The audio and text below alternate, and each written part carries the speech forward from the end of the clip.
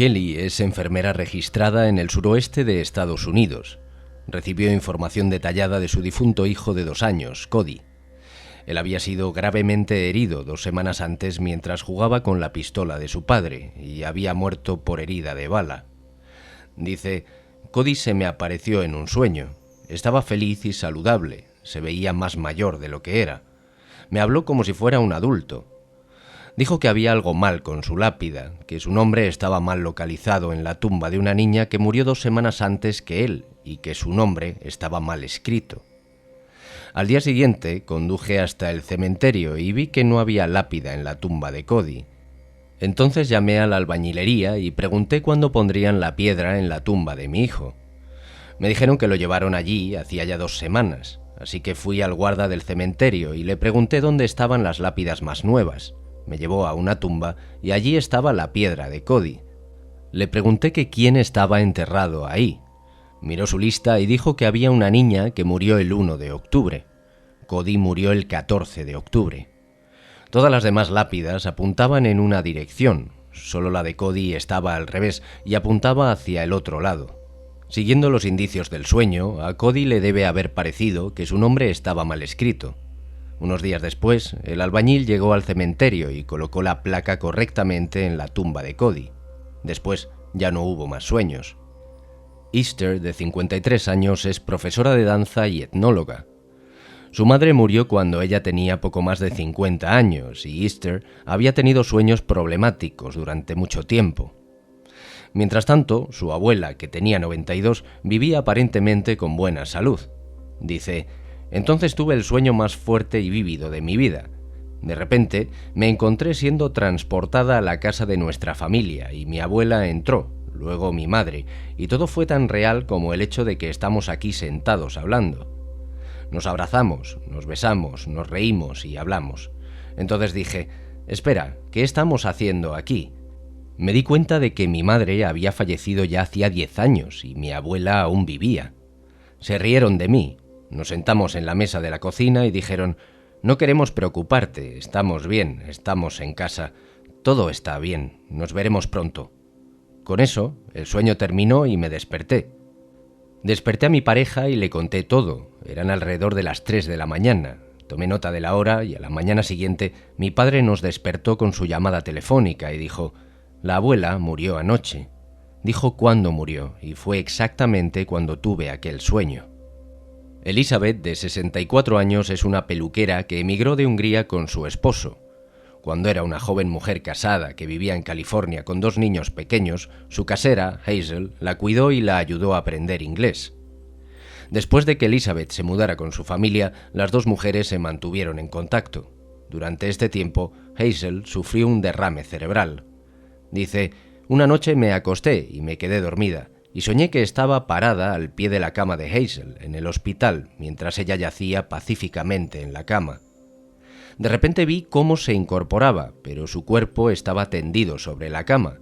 Salió del cuerpo con un movimiento volador, se puso de pie y se movió hacia el techo del cuarto. Mostró una sonrisa generosa mientras me miraba y terminó desapareciendo a través del techo. Me desperté, miré el reloj y eran las 11 de la noche. Al día siguiente, su esposo me llamó y me dijo que Hazel había fallecido a las 11:38. Robin dirige una guardería en Florida.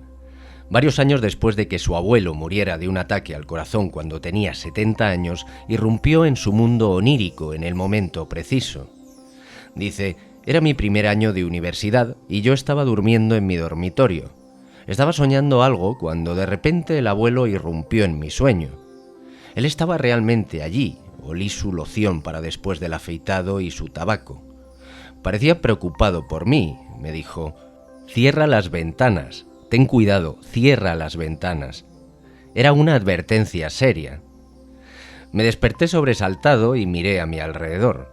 Mi habitación tenía 2 ventanas que daban al patio y otras 2 a la escalera de incendios, así que me levanté y cerré todas las ventanas. Aproximadamente media hora después, escuché a una niña gritar en una habitación de mi edificio. Un hombre había subido por la escalera de incendios. Intentó primero entrar por mi ventana, pero como ya la había cerrado, luego subió a la de ella. Finalmente, fue capturado. Este caso es de Cindy, de 42 años. Su madre fue una de las primeras personas en los Estados Unidos en ser diagnosticada con la enfermedad de Creutzfeldt-Jakob o enfermedad de las vacas locas. Su padre se hizo cargo de su madre. Como nadie podía predecir cuánto tiempo viviría, Cindy se reunió con los demás miembros de la familia para discutir cómo proceder. Ella misma informa: «No podía esperar que mi padre se hiciera cargo del cuidado de mi madre durante otros 10 años. En la noche de la reunión familiar tuve un sueño increíblemente vívido. Mi madre vino a mí. Como tiene el cabello bastante ralo, siempre usaba pelucas desde que yo era niña. En el sueño, ella venía sin peluca y solo decía: «Es hora de que me vaya». Con mucha calma agregó: «No puedo quedarme más, es la hora». Dio media vuelta, entró en una especie de hueco y se desvaneció. Lo siguiente que vi fue un prado verde en una colina y ella estaba sentada allí en un banco de piedra y dijo: «Estoy bien». A las 6 de la mañana siguiente me llamó mi padre y me dijo que ella había fallecido. No fue hasta 3 meses después cuando me enteré de que mi hermano había tenido el mismo sueño en el mismo momento.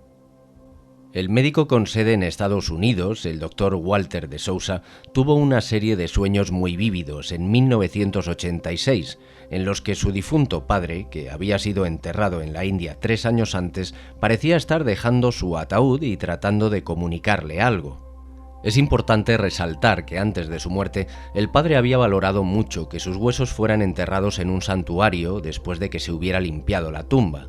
La familia creía que había arreglado y pagado correctamente esto en el momento del funeral. Después de que el doctor de Sousa tuviera 3 de esos sueños, una carta de la India le informaba a su madre de que la exhumación y el entierro de los huesos en el santuario no se llevaría a cabo automáticamente tras 2 años tal y como se esperaba. Como se vio más tarde, se necesitaron pagos de dinero adicionales. El doctor luego creyó que sus sueños estaban conectados con el asunto que rodeaba los huesos de su padre.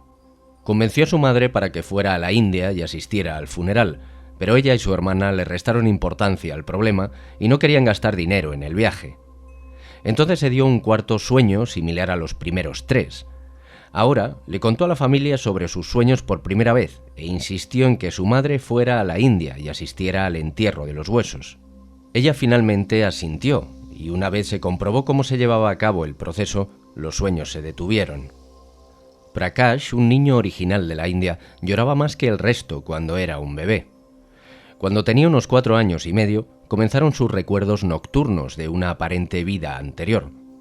Durante 4 o 5 días seguidos se despertaba en medio de la noche y salía corriendo a la calle.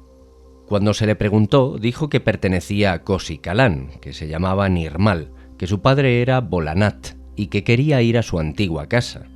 Después de aquello, durante un mes, trató de escaparse de casa por la noche cada vez con más frecuencia. Prakash presionó tanto a sus padres para que lo llevaran a Kosi Kalan que cedieron cuando tenía unos 5 años. Un tío lo puso en un autobús a Mathura en lugar de Kosi Kalan, pero Prakash se dio cuenta a tiempo y cambiaron de tren. Sin embargo, en Kosi Kalan, Prakash no encontró a su antigua familia, por lo que el caso aún no se resolvió en aquel momento. Cuando Prakash tenía 10 años, el caso se resolvió cuando él mismo se encontró por casualidad con su padre de la existencia anterior y lo reconoció. En ese momento, cuando llegó a Kosi Kalan por segunda vez, pudo mostrar el camino desde la estación de autobuses hasta su antigua casa y no se dejó engañar. De sus 34 declaraciones y reconocimientos, todos fueron correctos excepto uno, que fue solo parcialmente correcto. Las 2 familias vivían separadas por 9 kilómetros y no estaban emparentadas antes de la resolución del caso. James L. Chaffin era un agricultor en Carolina del Norte, quien escribió su testamento en 1905, legando todas sus pertenencias exclusivamente a su hijo Marshall. Su esposa y sus otros 3 hijos no obtendrían nada. En 1919, Chaffin decidió realizar un segundo testamento más justo, dando a sus hijos partes iguales y exigiéndoles que cuidaran de su madre. Sin embargo, Chaffin no se lo contó a nadie. Lo puso en una Biblia heredada de su padre en Génesis capítulo 27 y escribió una nota que decía: «Lea Génesis capítulo 27 en la Biblia antigua de mi padre». Puso la nota en el bolsillo interior de su abrigo y cosió la bolsa con unas cuantas puntadas. En 1921, Chaffin murió a causa de un accidente repentino, y dado que nadie sabía nada sobre el segundo testamento, de acuerdo con el primero, Marshall se convirtió en el único heredero y nadie lo impugnó. 4 años más tarde, en 1925, el segundo hijo, James Chaffin, tuvo un sueño en el que su padre se le apareció junto a la cama, aunque en esa ocasión no dijo nada. En junio de 1925, su padre se le apareció por segunda vez de la misma manera. Esta vez estaba usando su abrigo. Lo volteó hacia atrás mostrando el interior y dijo: «Encontrarás mi última voluntad en el bolsillo de mi abrigo», después de lo cual desapareció. James Jr. no pudo decir si estaba dormido, soñando o si estaba despertando y viendo una aparición. Los autores Mathisen y Gold asumen un sueño y el autor Fontana se decanta por la hipótesis de una aparición. El hijo supo por su madre que el abrigo de su padre estaba con su otro hermano, John. Fue a verlo el 6 de junio y encontró un bolsillo interior del abrigo cosido. En la bolsa, ambos encontraron la nota con la referencia al lugar del testamento. Como una persona cautelosa, James Jr. encontró 3 testigos y fue con ellos a la casa de su madre a buscar el testamento en la vieja Biblia de su abuelo. Entonces lo encontró allí, en el capítulo 27 del Génesis. Llevó el testamento, recién descubierto, a la corte en diciembre de 1925. Su hermano Marshall había muerto para entonces. Su viuda y su hijo defendieron la posición anterior de la herencia, pero como se pudieron encontrar 10 testigos que dieron fe de la autenticidad del manuscrito del testamento, tuvieron que admitir la derrota. La herencia ahora estaba distribuida equitativamente. Ambos autores discuten la cuestión de la mejor explicación, y llegan a la conclusión de que la suposición de una energía que sobrevive a la muerte es probablemente la más plausible. El fraude parece muy poco probable, ya que un abogado interesado en el caso se tomó la molestia de interrogar a todos los involucrados, dejando escritos oficiales. V.H. Salter puso en duda toda la historia al poner sobre la mesa que no tiene sentido realizar un testamento sin hacerlo público. El abogado Johnson dio una respuesta plausible con respecto al caso. Se había enterado a través de los involucrados de que el viejo Chaffin vivía con un miedo terrible a su nuera, que tenía en sus manos el Antiguo Testamento de 1905. Probablemente quería evitar problemas con ella al no dar a conocer su cambio de opinión hasta que estuviera en su lecho de muerte, cosa que no sucedió debido a que la muerte se dio de forma súbita tras una caída.